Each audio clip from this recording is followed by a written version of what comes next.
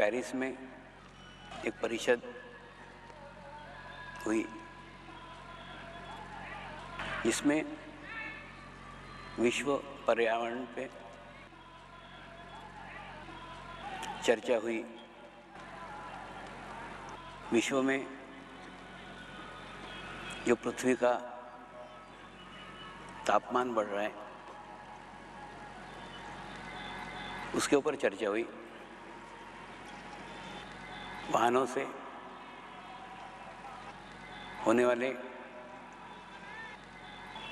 प्रदूषण के ऊपर चर्चा हुई। फैक्ट्रियों से और उद्योगों से निकलने वाले धुएं के ऊपर चर्चा हुई। पानी के प्रदूषण के ऊपर चर्चा हुई और चिंता व्यक्त की गई कि दिन प्रतिदिन पृथ्वी का तापमान बढ़ रहा है। जिस प्रकार से इन प्रदूषण के ऊपर चर्चा हुई, ठीक उसी प्रकार से एक प्रदूषण पे चर्चा होने की आवश्यकता थी। वो प्रदूषण का क्षेत्र है वैचारिक प्रदूषण।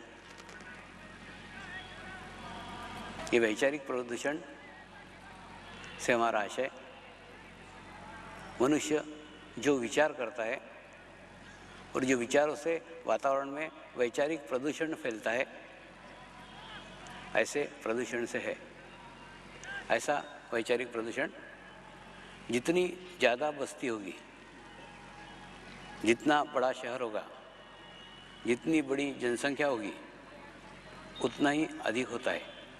और दूसरा, फिर एक शहर के लोग जो विचार रखते हैं उसी प्रकार के विचार सारे शहर के लोग रखना प्रारंभ कर देते हैं। क्या कारण है?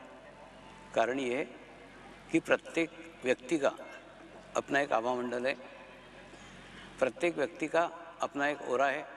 और एक आभामंडल का व्यक्ति अगर साथ में हजारों लाखों लोगों को दिन भर में मिलता है तो और उनके विचारों से प्रभावित होता है, तो धीरे धीरे धीरे वो भी वैसे ही विचार करने लग जाता है जैसे वो लोग विचार करते हैं।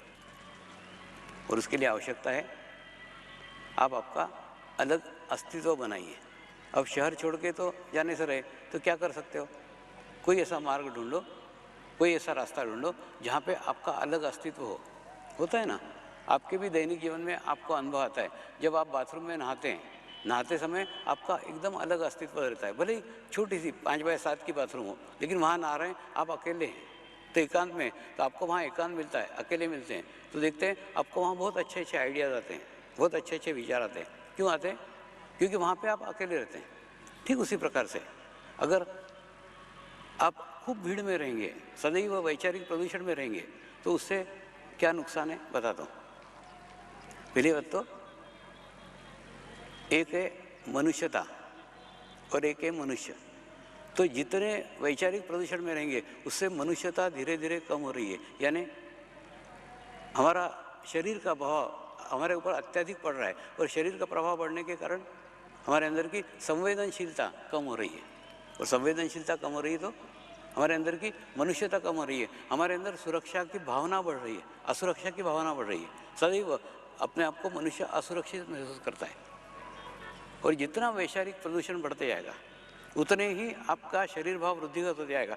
और धीरे धीरे इतने विचार करते हैं कि आप देखोगे लोग सड़क पे बड़बड़ाते हुए जाते हैं, बड़बड़ करते जाते हैं। क्या कर रहे हैं? कुछ नहीं, मैं आपस में मेरी बात कर रहा हूँ। ऐसा मैंने आपको एक प्रकार की ये बीमारी है, ये मानसिक तनाव है। ये मानसिक तनाव के कारण मानसिक रोगी निर्माण हो रहे हैं, कई प्रतिशत निर्माण हो रहे हैं और बहुत बड़ी संख्या में हो रहे हैं, जिसके बारे में किसी को भी जानकारी नहीं है, किसी को भी उधर ध्यान नहीं गया है।